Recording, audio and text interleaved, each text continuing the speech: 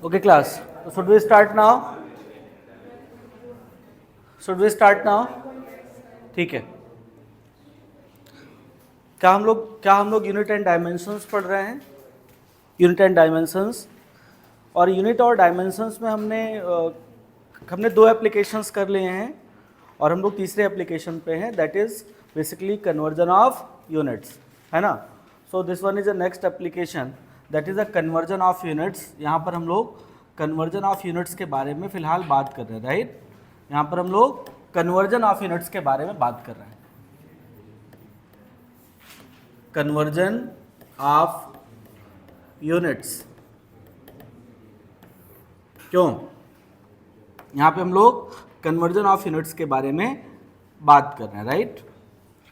तो study I have given you the concept कि conversion of units में basically आपको पता है कि किसी भी फिजिकल क्वांटिटी को आप अगर रिप्रेजेंट करते हैं तो किसी भी फिजिकल क्वांटिटी को रिप्रेजेंट करने के लिए दो चीज़ों का ज़रूरत पड़ता है। पहला तो आप उसका जो मेज़रमेंट ले रहे हैं, जिस फिजिकल क्वांटिटी का मेज़रमेंट ले रहे हैं, वो उसको मेज़रमेंट के लिए आप कौन सा यूनिट सिस्टम प्रेफर कर रहे हैं, आप उस मेज़रमेंट को लेने के लिए कौन सा सिस्टम ऑफ यूनिट प्रेफर कर रहे हैं। दूसरा, वो जो यूनिट है उस पर्टिकुलर फिजिकल क्वांटिटी में कितने टाइम्स अवेलेबल है। जैसे अगर आपने कहा 20 kg, तो 20 kg का क्या मतलब होता है? 20 टाइम्स ऑफ 1 kg। तो 1 kg क्या है? यूनिट है, और 20 क्या है? नंबर है। तो कल मैंने आपको बताया था कि Q इक्वल टू होता है N इंटू यू।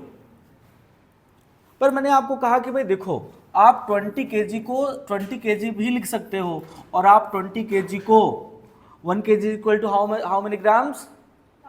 1000 ग्राम्स। तो आप लिख सकते हो 20 kg इक्वल टू 20,000 ग्राम्स। लिख सकते हो कि नहीं? पक्का? तो यहाँ पर आपने केजी, अगर आपने उसी मास को मेज़र करने के लिए आपने कोई मास लिया था, इसी मास को मेज़र करने के लिए जब आपने केजी यूनिट लगाया तो कितना मिला? ये 20 kg। और इसी को अगर आपने ग्राम में मेज़र किया तो कितना मिला? 20,000 ग्राम्स। यहाँ पे न्यूमेरिकल, यहाँ पर नंबर कितना है या न्यूमेरल वैल्यू कितनी है? तो 20 है। और यूनिट क्या है? यहाँ पे यूनिट क्या है? 1 kg। तो यू विल राइट कि यहाँ n का वैल्यू 20 है और यूनिट आपका क्या है? 1 kg है। इस तरीके से यहाँ पर लिखें तो नंबर कितना है? यहाँ पे नंबर कितना है? 20,000 है, और ये यूनिट कितना है? 1 ग्राम है। यूनिट कितना है? 1 ग्राम है, ठीक है। यूनिट है आपका 1 ग्राम के इक्वल। तो नेक्स्ट देखो, ये N1 अलग है, ये N2 अलग है, ये नंबर अलग है, ये नंबर अलग है। क्यों? क्योंकि ये यूनिट अलग है, ये यूनिट अलग है, ये यूनिट आपकी अलग है। लेकिन दोनों का अगर प्रोडक्ट देखा जाए N1 U1, तो क्या N1 U1 का प्रोडक्ट N2 U2 के बराबर है?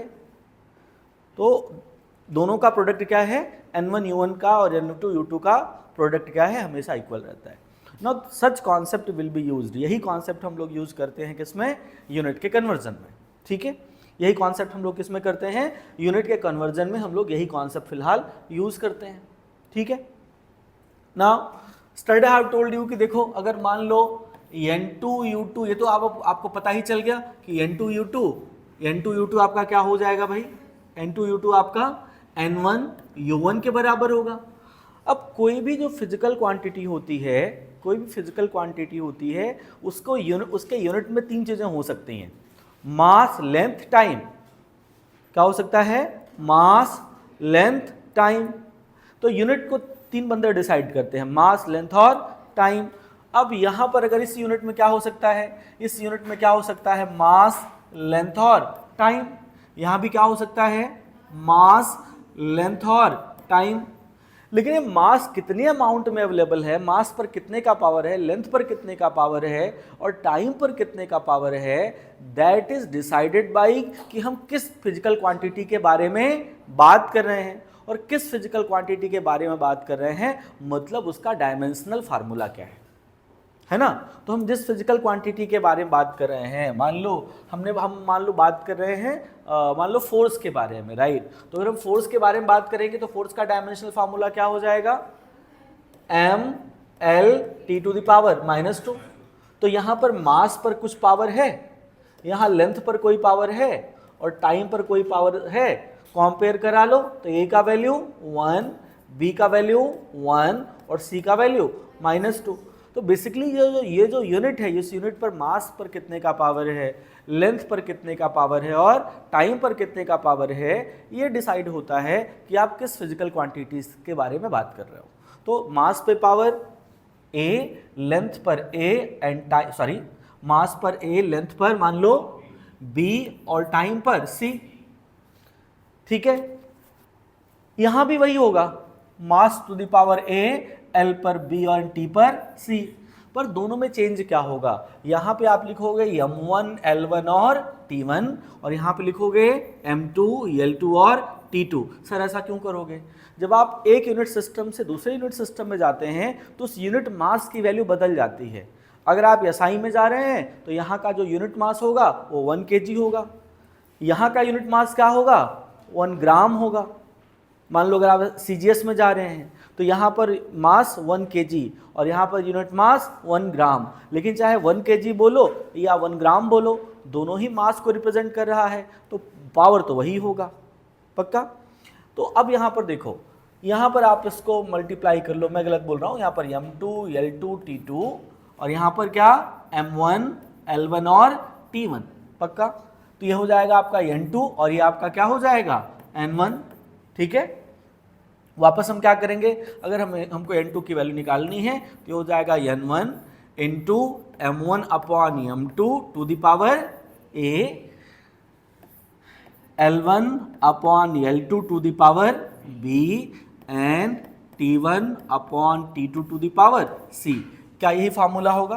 और हमको लगता है इसी फार्मूले तक हम लोगों ने कल कंक्लूड किया था, यहीं तक हमने बात किया था, यहीं तक हमने बात किया था कल।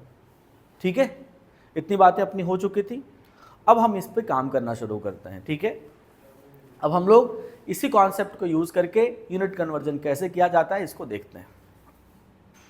देखो ध्यान से, पहला सवाल क्या है, पहला सवाल क्या है, we have to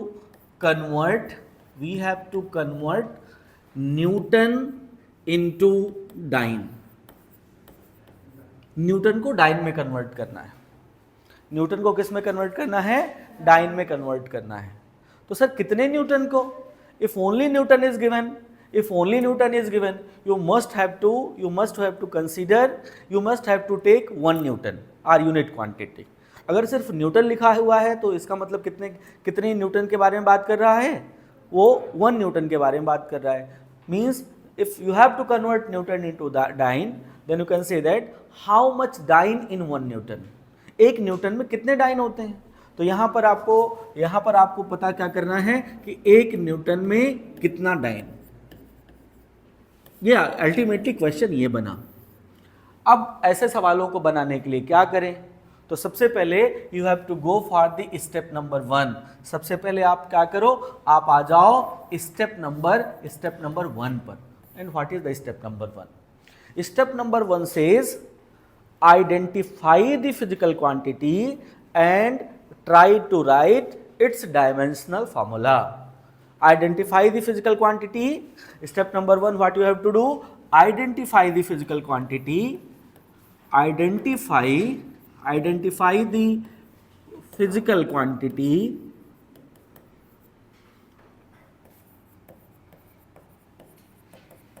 and write its dimensional formula. This is the step number 1, है ना?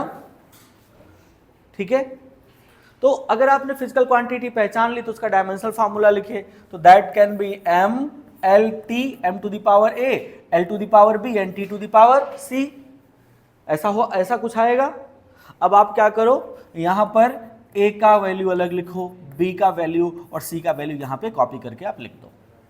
तो जहाँ पे m का जो पावर है जिसको आपने a से लिखा है उसको लिख लीजिए, b का जो पावर, l का जो पावर b आपको मिला है उसको भी लिख लीजिए, फिर t का जो पावर मिला है उसको वहाँ भी लिख लीजिए। पक्का? ठीक है, तो दिस इज स्टेप नंबर 1। ठीक है, this one is a step number 1। पहले समझ लेना, फिर हम आप आराम से लिखना, पहले बार आराम से लिख लेना। मैं पेज चेंज, मैं इरेज नहीं करूँगा, पेज चेंज करूँगा, ठीक है, मैं इरेज नहीं करने वाला हूँ। नेक्स्ट,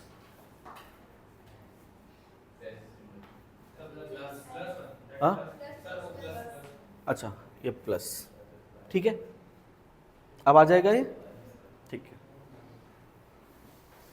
वापस हम लोग आ सकते हैं ना 1 पे, हाँ ठीक है, एक सेकेंड, 2, राइट। तो देखो यहाँ पे नेक्स्ट स्टेप नंबर 2, नेक्स्ट क्या हो जाएगा, स्टेप नंबर 2। तो देखो स्टेप नंबर 2 पे हम क्या करने वाले हैं, स्टेप नंबर 2 में हम एक चार्ट प्रिपेयर करते हैं। हालांकि शुरुआत में तो आपको एक चार्ट बनाना पड़ेगा, लेकिन बाद में वो चार्ट आपका दिमाग में ही चलेगा और उसका ज़रूरत आपको नहीं पड़ेगा, ठीक है। तो फिर भी एक हम लोग चार्ट प्रिपेयर करते हैं यहाँ पे, देखो, और यहाँ पे 2 चीज़ें लिखते हैं, लेफ्ट में लिखेंगे N1 और राइट में लिखेंगे N2। इसके नीचे लिखेंगे M1 L1 T1 और यहाँ पे लिखेंगे M2 L2 T2। फिर यहाँ पे M1 L1 और T1 की वैल्यू फिल करेंगे और यहाँ पे M2 L2 T2 की वैल्यू फिल करेंगे। आप N1 M1 L1 T1 की वैल्यू पुट कर लीजिए, आप M2 L2 T2 की वैल्यू पुट कर दीजिए, अपने आप आपका N2 का आंसर आ जाएगा।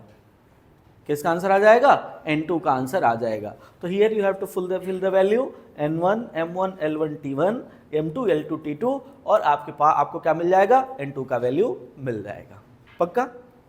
अब देखो, अब इस सवाल को हम देखते हैं, वापस सवाल को देखते हैं। देखो हमारा सवाल क्या था, क्वेश्चन ये था कि हमें 1 न्यूटन को डाइन में कन्वर्ट करना था, हमें 1 न्यूटन को किस में कन्वर्ट करना था, डाइन में कन्वर्ट करना था। तो फिर step number 1, identify the physical quantity, physical quantity की पहचान करिए। तो ये कौन सी फिजिकल क्वांटिटी है, ये किसके बारे में बात चल रही है। जब आइडेंटिफिकेशन के बारे में बात आ गई तो आखिर ये किसके बारे में बात चल रही है।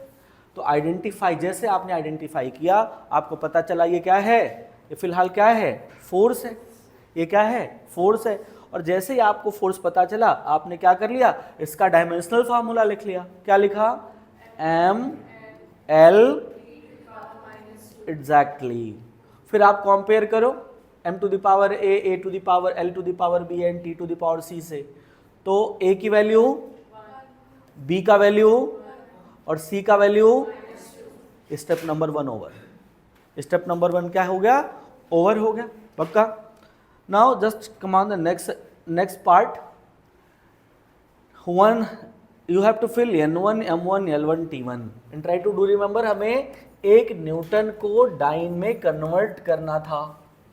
देन व्हाट इज द, देखो अब न्यूटन के पहले क्या 1 है, क्या न्यूटन के पहले 1 है, तो मुझे N1 में क्या फिल कर लेना चाहिए, N1 में हमें 1 फिल कर लेना चाहिए। अब आप बात आ गई कि M1 L1 T1 में क्या फिल करें।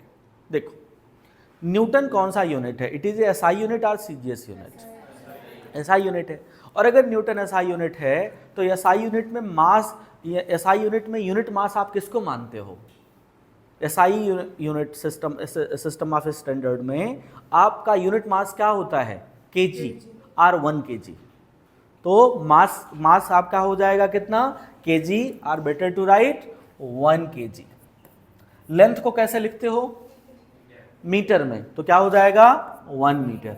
और टाइम को आप कैसे लिखते हो, better to write 1 second. Now dyne is basically CGS unit. ये क्या है आपका, ये आपका CGS है। CGS का मतलब होता है सेंटीमीटर ग्राम एंड सेकेंड। तो अब CGS यूनिट में आप मास को कैसे मेजर करते हो, तो दिस इज 1 ग्राम, लेंथ को 1 सेंटीमीटर एंड टाइम को, चार्ट प्रिपेयर हो गया। चार्ट के प्रिपेयर होने के बाद now it is time to put the value किसमें, N2 is equal to N1 M1 upon M2 to the power A, L1 upon L2 to the power B and T1 upon T2 to the power C। अब इसमें हमें value put करना है, पक्का। देखो क्या करेंगे हम लोग, अब यहाँ पे लिखते हैं N2 is equal to N1, N1 की वैल्यू हमें कितनी लेनी चाहिए, N1 इज 1, M1 का वैल्यू कितना था अपने पास, 1 kg था, ठीक है। तो that is 1 kg divided by M2 का value 1 gram to the power A का वैल्यू 1, ठीक है। देन इसके बाद L1 अपॉन L2, तो L1 की वैल्यू कितनी 1 मीटर, L2 का value 1 centimetre to the power B का वैल्यू भी 1 है। Next T1 upon T2 that is 1 second upon 1 second to the power -2, right. Now you can't cancel kg with the g, तो दो तरीका है, या तो आप kg को ग्राम में कन्वर्ट करो या तो ग्राम को किलोग्राम में। तो इजियर कौन होगा, kg को ग्राम में, किलोग्राम को ग्राम में कन्वर्ट करना। तो ये क्या हो जाएगा, this is going to be 1 kg means 1000 gram upon 1 gram, 1 metre means 100 centimetre upon 1 centimetre, and this is 1 by 1, there is no need of conversion. तो 1 by 1 1 होगा, और 1 पे -2 का पावर, 1 पर कोई भी पावर लगा लो तो वैल्यू कितनी आती है, 1 ही आती है, तो उसको हम छोड़ सकते हैं। अब ये देखो ग्राम ग्राम से चला गया, सेंटीमीटर सेंटीमीटर से, this is 10 to the power 3 and this is 10 to the power 2, that is 10 to the power क्या हो जाएगा 5 आ जाएगा। तो आपको N2 की जो वैल्यू मिली वो मिल गया क्या 10 to the power 5। Now you can say that कि 1 newton is equal to 10 to the power 5 dyne, है ना। आप यहां पे ऐसे कह सकते हो कि 1 न्यूटन में कितना 10 टू द पावर 5 डाइन, मतलब 1 न्यूटन, जो न्यूटन साहब है ना, मतलब 1 न्यूटन वो कितने डाइन को संभाल सकते हैं 10 टू पावर 5। तो फिर कौन बड़ा हुआ, न्यूटन या डाइन, न्यूटन। वैसे भी है कि जहां का नंबर बड़ा होता है वो यूनिट आपकी छोटी होती है, और जहां पर नंबर छोटा होता है वो आपका यूनिट बड़ा होता है। तो न्यूटन और डाइन में कौन बड़ा है, न्यूटन बड़ा है और डाइन छोटा है। पक्का, वापस आ जाएं तो लिख लो।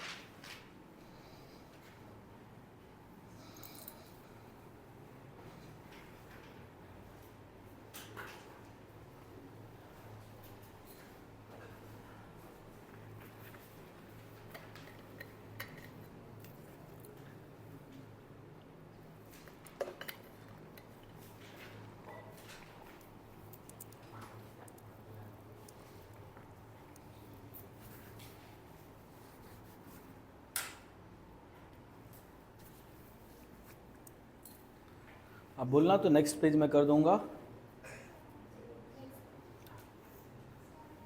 हाँ,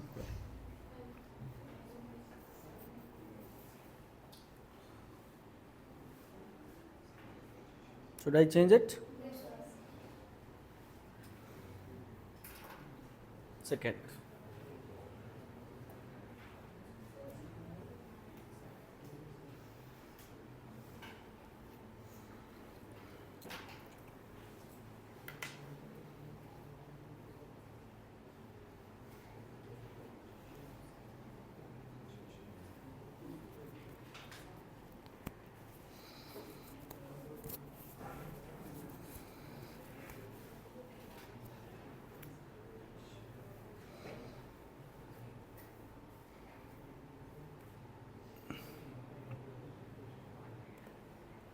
बताओ, कोई प्रॉब्लम? ठीक है,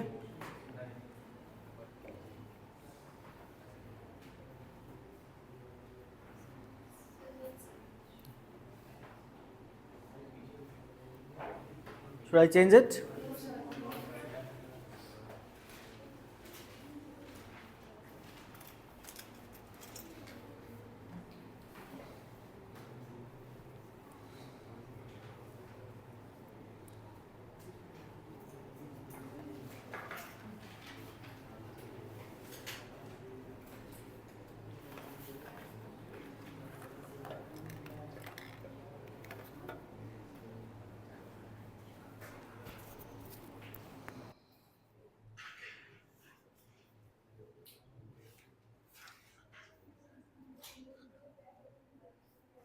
कैन आई चेंज इट? हो गया है? Next,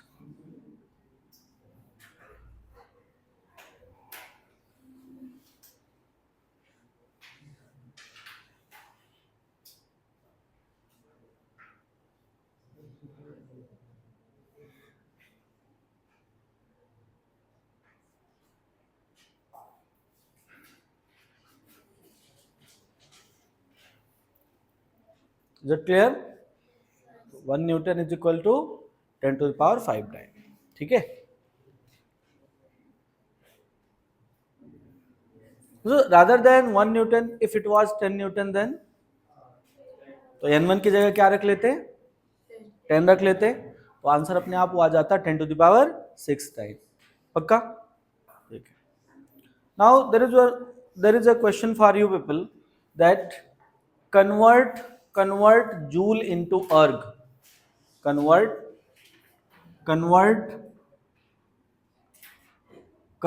joule, convert joule into erg. Convert joule into erg. Convert joule into erg.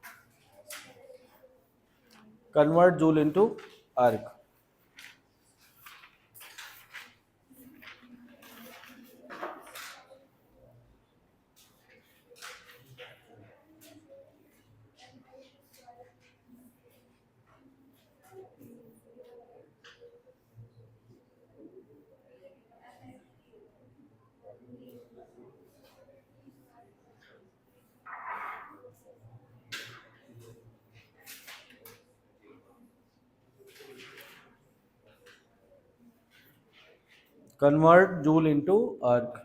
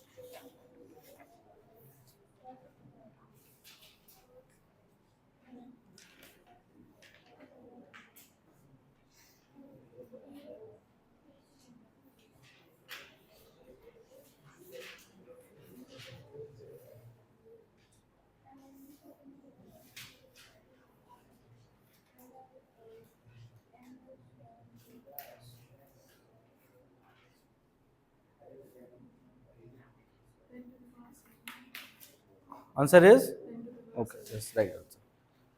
So I've got one answer from our class. Anyone else, please?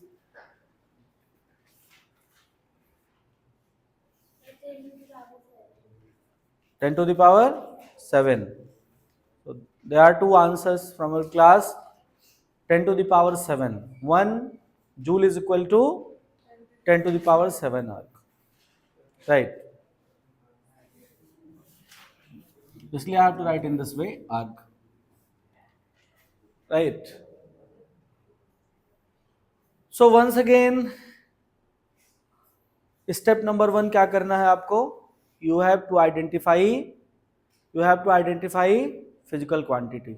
आपको फिजिकल क्वांटिटी की पहचान करनी है कि आखिर किसके बारे में बात हो रहा है. और जैसे ही फिजिकल क्वांटिटी का पता लग जाए, आप उसका डायमेंशनल फार्मूला लिखोगे. तो ध्यान से देखो, आपको हो सकता है अर्ग को देख करके फिजिकल क्वांटिटी की पहचान ना हो पा रही हो, पर जूल को तो देख करके अंदाजा लग ही रहा होगा. तो जूल मीन्स क्या? जूल इंडिकेट्स, जूल क्या कहता है भाई, कि या तो ये क्या हो सकता है, वर्क हो सकता है, और या तो ये एनर्जी हो सकता है. दोनों में कुछ भी हो सकता है, या तो ये वर्क या तो एनर्जी. पर कोई फर्क नहीं पड़ता, चाहे वर्क हो या एनर्जी हो, दोनों का डायमेंशनल फार्मूला सेम ही होता है. और ये डायमेंशनल फार्मूला होता है m l⁻², and t⁻⁻². क्यों? Now it is time to write value of a, b and c. तो a मीन्स क्या हो जाएगा, a मीन्स किसका पावर, m का पावर, b मीन्स l का पावर और c मीन्स t का पावर. तो a is equal to, b is equal to and c is equal to minus 2. Now step number 1 is over. Now step number 2. What is the step number 2? So there can be a chart here, n1 n2, here m1 l1 t1, m2 l2 t2, right? एक chart बना लेंगे यहाँ पे. What is the value of n1? n1 का value, तो because only जून has been mentioned here, तो उसको कितना हम लोग समझेंगे, 1 जूल. तो ये बेसिकली n1 की वैल्यू क्या आ जाएगी, 1. m1 का value, m1 because joule is SI unit, joule क्या है, एसआई यूनिट है, तो क्या हो जाएगा 1 kg. लेंथ कितना होगा 1 मीटर और टाइम कितना होगा 1. नाउ अर्ग इज द सीजीएस यूनिट. अर्ग क्या है, सीजीएस यूनिट होता है. तो सीजीएस यूनिट में मास को कैसे मेजर करते हैं, ग्राम में, लेंथ को सेंटीमीटर में और टाइम को सेकेंड्स में. क्यों, पक्का. Now it is time to write n2 is equal to, n2 is equal to n1, n2 is equal to n1 into m1 upon m2, that is 1 kg upon 1g to the power a. Next L1 upon L2 to the power b, and next T1 upon T2 to the power c. Now 1 kg upon 1 gram, so 1 kg means 1000 gram, so this is 1000 gram divided by 1 gram to the power 1. 1 meter means 1 meter means 100 centimeter upon centimeter, 1 centimeter to the power 2. इसको तो लिखने का जरूरत है ही नहीं, तो ग्राम से ग्राम चला गया, सेंटीमीटर से सेंटीमीटर, ये क्या हो जाएगा 10 to the power 3, और ये क्या हो जाएगा 100 मीन्स 10 का स्क्वायर, एंड 10 का स्क्वायर यानी 10 to the power 4. Then the answer is 10 to the power 7. Means you can write 1 joule is equal to 10 to the power 7 erg.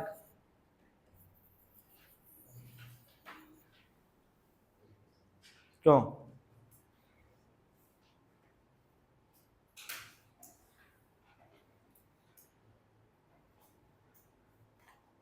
ठीक है, कोई प्रॉब्लम, ठीक है. So in this way we can generate more and more numerical, right. एक question मेरे side से लिखो, convert 1 Newton in a system of unit, convert 1 Newton in a system of unit where unit of mass is 0.5 kilogram, where unit of mass is 0.5 kilogram, unit of length is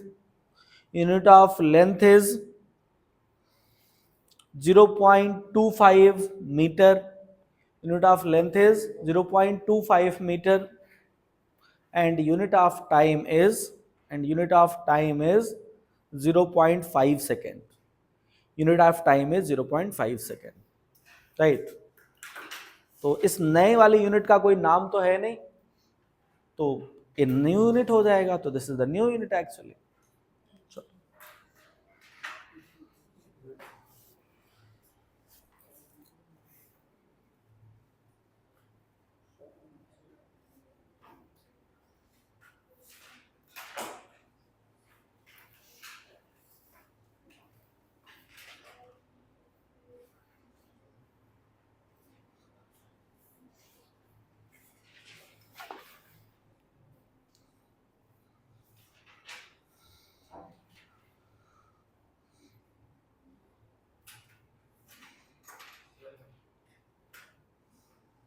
जी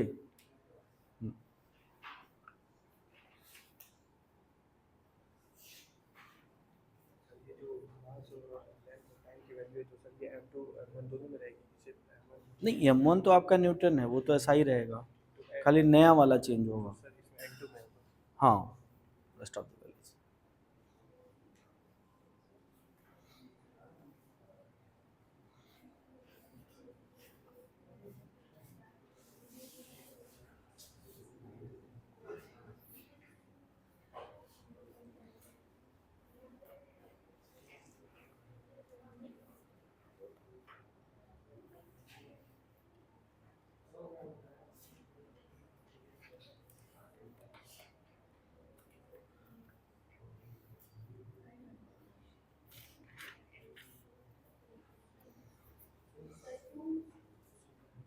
जी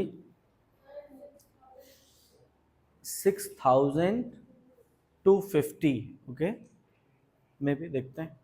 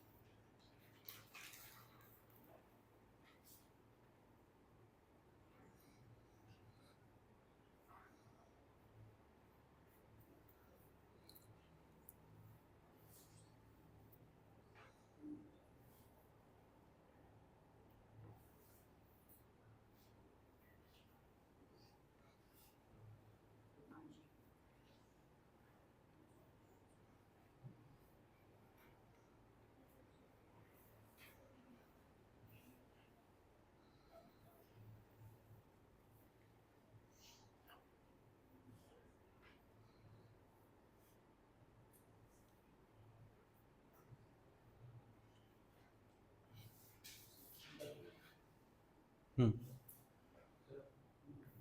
हाँ,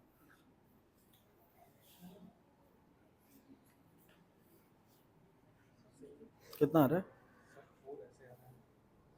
4 आ रहा है, देखते हैं। बोलो कितना आ रहा है? 2 आ रहा है। Any other answer please? 2 आ रहा है। चलो भाई आ जाओ। तो now the question is, you have to convert 1 newton, you have to convert 1 newton in another system of unit, and you don't know about which unit system, you can't say cgs है क्या है, वो तो अपने हमने decide कर लिया है ना।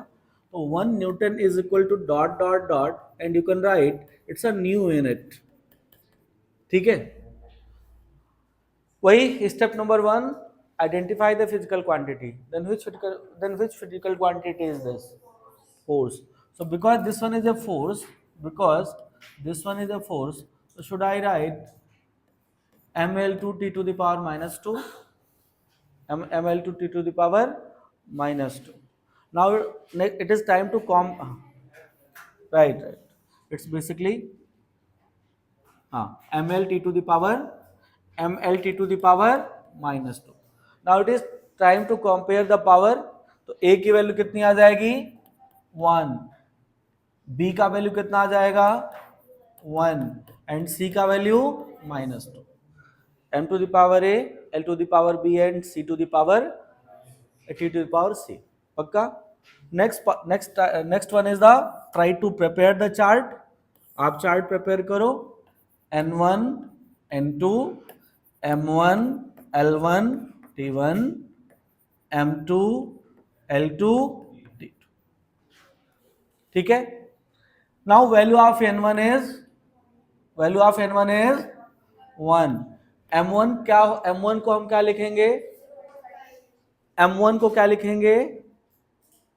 m1 होगा 1 kg, m1 is 1 kg and L1 is 1 meter and time is m2 का वैल्यू कितना आ जाएगा 0.5 kg, L2 is 0.25 मीटर. हाँ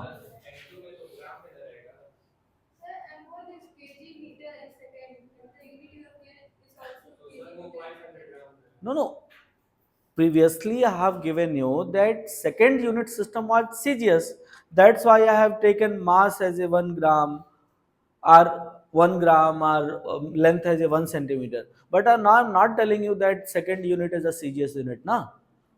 I am telling you it is something different, and that unit system must have mass, the mass is measured in 0.5 kg, then I will write 0.5 gram. मैंने पहले ही तो बता दिया ना कि मास कैसे मेजर करोगे 0.5 kg से, लेंथ कैसे मेजर करोगे 0.25 मीटर से, और टाइम आप कैसे मेजर करने वाले हो 0.25 सेकेंड से. अच्छा 0.5 तो आप कैसे मेजर करने वाले हो 0.5 सेकेंड्स थे. क्यों?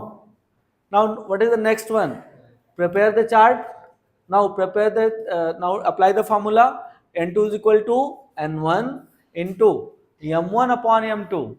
That is 1 kg upon 0.5 kg to the power A. That is 1. L1 upon L2 1 meter upon 0.25 meter to the power 1, and second means 1 second upon 0.5 second to the power -2, kg meter second. Now this is 1 upon 0.5, that means 1 upon 1 by 2 to the power 1.